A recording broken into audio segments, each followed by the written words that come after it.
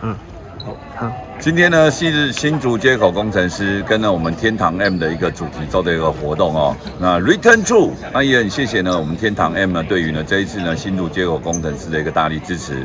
那今天的场边活动可以说是相当的精彩哦。从呢场外呢的时候呢，我们可以到一些呢天堂旗次道的一些造景，然后里面去拍照打卡，就可以呢获得呢限量的一个球员卡，这也是呢新竹街口工程师呢第一款发行的一个球员卡，所以呢也各位球迷朋友呢千万不要错过。那除此之外呢，进来的时候呢，在我们还有很多呢投篮机的游戏，那只要参加投篮机的游戏呢，就可以获得天堂 M 的一个周边商品。最重要的是，1分钟只要得30分就可以得到，几乎可以说是人人有奖。所以呢，也请了各位呢球迷朋友今天来到呢新竹街口工程师的主场，千万不要错过。场内呢还有很多呢跟呢有关天堂 M 的一些呢互动游戏，所以还没有来的快进来！现在已经双方来到了8分的差距，在刚刚的宋宇轩罚球之后，现在呢他又是现在看到是陈立焕的左手挑进2，创造出一个外线的空档，但却没有把握。打来这边反快攻是工程师 and one， 开国的机会，陈立焕前面已经没有人了，单手上篮。哇，这个球梦想家很伤啊。宋宇轩交过来这一边，陈立焕底角的出手又有了，陈立焕是连中2元。不太好，还是回到了陈立焕的手上，三分球。哇哦，1-3-1的布阵，吴代豪在和。哇，塔克老师，对，没有想到吴代豪这一球的追防这么快速，结果这边，哇，工程师在这个阶段，我的考量就是吴豪的肠胃炎啊，他没练球，他从比完赛就肠胃炎，他到昨天才第一天回球场训练。对啊，那这就是。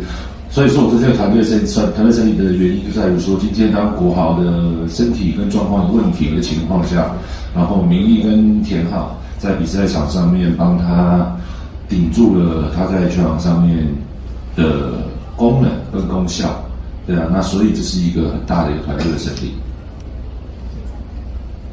请问现在还有没有其他的讨论吗？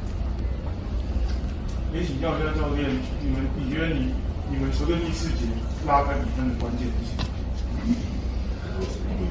我们拉开比分的关键在于说，我们的塔比有很强大的吸引力，让对手在防守上面必须把专注度放在他的身上。那在大家把专注度放在他身上的时候，我们本土球员很争气的把球投进篮筐里面。那我觉得这是我们不止这一场，上一场最大的关键就在这一点。那其实功劳不只是在我们的投进球的本土球员，那其实很大功劳在塔比的身上。那请问还有没有想要提问？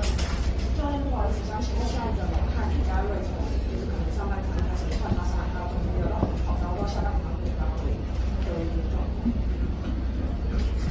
佳瑞以前在球队的时候是一个替补的球员，然后他到我们球队以后，位置的转换，然后变成我们球队一个不可或缺的主力。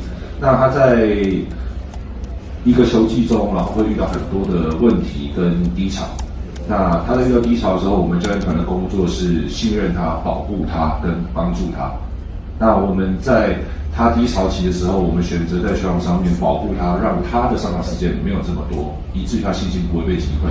那在日常生活上面，我们去帮助他做更多的训练。那佳瑞是一个很好、很有职业道德的球员。那在我们开给他一些帮助他的课表的一些东西，然后他都很愿意的去接受。那透过训练找回信心，然后再反映在比赛上面。那这就是佳瑞目前整个赛季到现在所反弹的一个原因啦。对，因为这是他必须要学习，因为他之前没有被人家当过主这样子针对。对啊，那其实透过更多训练，让他现在慢慢又回到球场，可以帮助我们整个团队。你有话想说却苦无发声的管道吗？你的事情有不同的见解，却无人倾诉吗？年轻学子们站出来，说出你们的想法，让我们听听年轻人的心声。闹变风向，强力征求学生辨识，只要你敢说，我们就敢要。赶紧拍摄影片，然后发送到我们以下的信箱，就会有专人跟你联系。还有，别忘了订阅我们闹变风向的 YT 频道，按赞，开启小铃铛，就不会错过我们精彩的辩论哦。各位朋友，闹变风向，敢嘴就来辩。